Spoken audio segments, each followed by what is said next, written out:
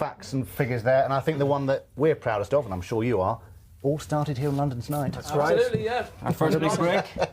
It's all because of you. It's true though. It's one of our first. Some people might say.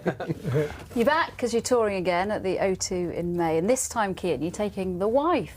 That's right, yeah. My wife is in a new girl band who myself and Louis Walsh are managing, and their first kind of official thing to do will be supporting Westlife on tour, so it's all very, very exciting. So you got 2 jobs on the night. You've got a manager's hat and a performer's hat. That's right, yeah. Which is the easiest? The manager's hat is quite easy because, you know, they're a new band and they listen, and then, you know, the performance hat, you know, we've been doing that for a very long time, and it's very exciting, obviously, to get up on the stage still and you know, sing your songs to an audience that continue to sing your songs back to you. So it's a very, very exciting tour this year.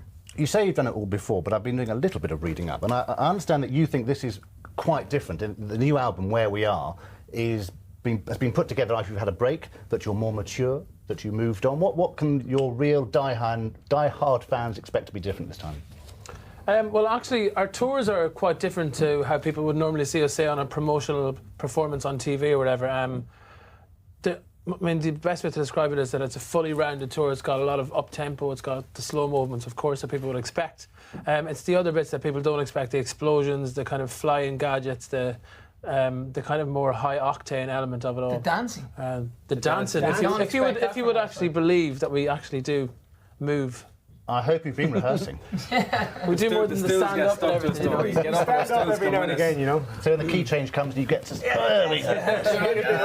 We did that joke last time. I'm doing it again now. I was watching it yesterday. I heard you saying that joke as well. Nicky, you've had a year off to come to this tour. What has that kind of experience of spending time with friends and family brought to the performance element when you come back? Well, I think it's brought back any probably hunger that we you know, maybe let slip, you know, coming towards the end of the 10 years that we had. I mean, we had a year off then, so this is our 11th or maybe 12th year coming back into it. So yeah, I think 10 years straight, 9 albums in 10 years is what we did originally.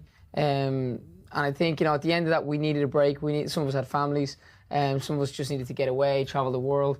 So the year was great because, you know, it allowed us to do all of that, but having the safety net of coming back to make an album, you know, which is obviously the latest album. And then when we came back to make that, it was all about starting fresh with new producers, new writers, going to America, working with the likes of Ryan Tedder from One Republic, Sam and Louis. Sam used to be in a band called Colour Me Bad. So we had a lot of fun making this album, and now we're obviously touring it, which is great.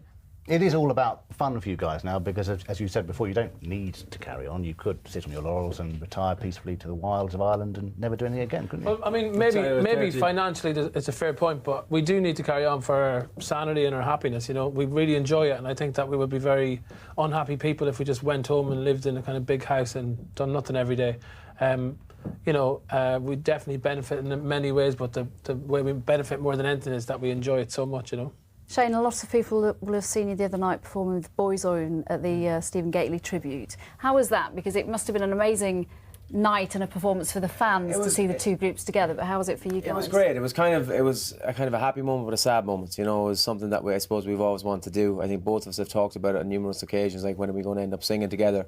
You know, we didn't think it'd be after Stephen and everything that happened last year. So it was great in one way, but it was sad. You know, it was a weird moment in a way, but it was brilliant. You know, we enjoyed it, the fans enjoyed it, everybody seems to be talking about it, so it was obviously a nice version, and no matter what, is obviously probably their biggest hit. So it was an honour to sing on it too. Even now, Stephen's death mustn't have sunk in, presumably. It's never going to sink in. It's always... It'll never make sense. It'll never, you know, guy to die at 33 years of age, you know, it just doesn't make sense. And we all, even in the documentary we said that, or the tribute we said that, you know, where you were when you heard the news, and you got to commend the Boyzone lads for what, you know, for how they've stuck together and made the album and used the kind of vocals that he did before he died on the new record and stuff. And it was #1, so hats off to them. Like, it's been good. It's a typical example of you don't know what you have till it's gone, you know, as well. Certainly watching at home, the excitement of when you guys perform with Boyzone seemed to be extraordinary.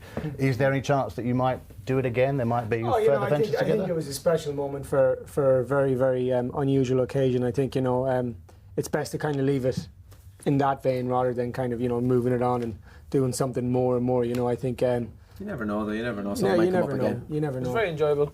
It certainly was, people watching at home. Thank you, guys. Listen, it's lovely to have you back in our studio. You've got to come down to the O2, aren't you guys? With us too. Absolutely. Front row. Screening. Front row tickets for you.